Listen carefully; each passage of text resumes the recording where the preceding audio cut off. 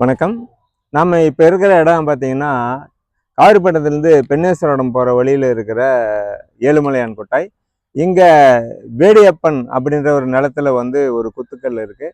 அந்த குத்துக்கல்ல விஜயநகர கால கல்வெட்டும் இருக்குது.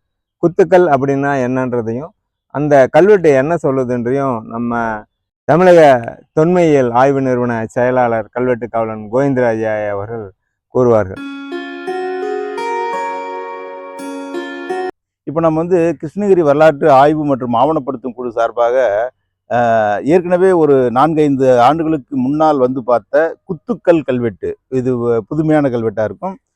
அந்த கல்வெட்டை மீண்டும் படிக்கணும். ஏன்னா அந்த எழுத்து மிகவும் மோசமாக, ரொம்ப தேய்ந்த நிலையிலும் கரடு முரடான இதில் ஆழம் இல்லாமலும் எழுதியதால் அது படிப்பது சிரமம் என்பதால் மீண்டும் ஒரு முறை படித்திருக்கிறோம்.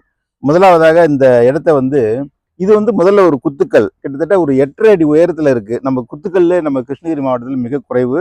அதில் நம்ம சாமந்தமலை குத்துக்கல், அதுக்கப்புறம் இன்னொரு குத்துக்கல் ஒன்று பார்த்தோம். அதுக்கடுத்து இந்த குத்துக்கல் ஒரு பெரிய அகலமான, கிட்டத்தட்ட ஒரு 4 அடி அகலமும் 8 அடி உயரமும் உள்ள ஒரு பெரிய குத்துக்கல். 2000 வருஷத்துக்கு முன்னால் இறந்தவர்களுடைய நினைவாக நடப்பட்ட இந்த குத்துக்கல் என்று சொல்லலாம், மென்ஹிர்னு சொல்லலாம். அந்த மென்ஹிரில் இந்த கல்வெட்டை வெட்டி வச்சிருக்காங்க. இந்த கல்வெட்டு ஒரு 400 ஆண்டுகளுக்கு முற்பட்ட விஜயநகர காலத்து கல்வெட்டு. இதில் பார்த்தீங்கன்னா மகாமண்டலேஸ்வரன் கிருஷ்ணராயன் அப்படிங்கிற இந்த பகுதியை ஆண்ட ஒரு குறுநில தலைவன் தான் மகாமண்டலேஸ்வரன், ஒரு குறுநில பகுதியை ஆண்ட. ஆனால் எந்த மன்னன்ற பேரை இதில் குறிக்கல.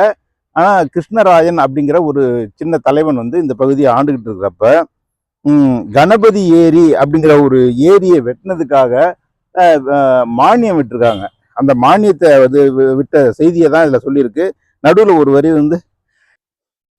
சரியா வரல. நடுவில் ஒரு வரி படிக்கிறது ரொம்ப சிரமமாக இருக்குது. இந்த வரி படிக்கிறது கொஞ்சம் சிரமமாக இருக்கு.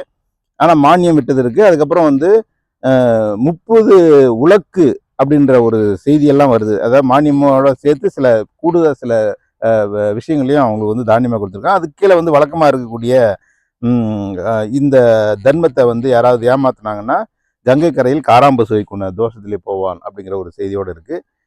இதை இன்னும் மிக சரியா படிக்கணும்னா இன்னும் மேலும் ஒரு ஆய்வு பண்ணதுக்கு அப்புறம் தான் இதை மிக சரியா சொல்ல முடியும். அப்போ இதனுடைய வருஷம் 400 வருஷத்துக்கு முன்னாலுங்க, விஜயநகரா பீரியடு 400 இருந்து 350 வருஷத்துக்குள்ள இருந்த கிருஷ்ணராயன் அப்படின்றவன் யாருக்கு கீழே ஆட்சி பண்றான்னு பார்க்கணும். மகாமண்டலீஸ்வரர் தளபதியா இருக்கிறான் இவன். அதுதான் கிருஷ்ண தேவராயர் நிச்சயமா கிடையாது. இது கிருஷ்ண தேவராயர்ல கிருஷ்ணராய உடையார்னு சொல்லிட்டு இவங்க மைசூர் உடையார்கள்ல ஒருத்தன் ஆள்றான். அவனான்னு கூட அதை நம்ம பார்க்கணும். அது ஒரு 300 வருஷத்துக்கு முன்னால் உள்ளது கிருஷ்ணராய உடையார்னு. ஆனா கிருஷ்ணராயன் மகாமண்டலேஸ்வரன் கிருஷ்ணராயன் வருதுங்க.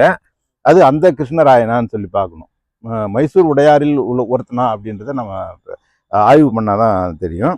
கிட்டத்தட்ட அதுக்கு வாய்ப்பு நிறைய இருக்கு. ஏன்னா எழுத்தெல்லாம் சரியா வருது.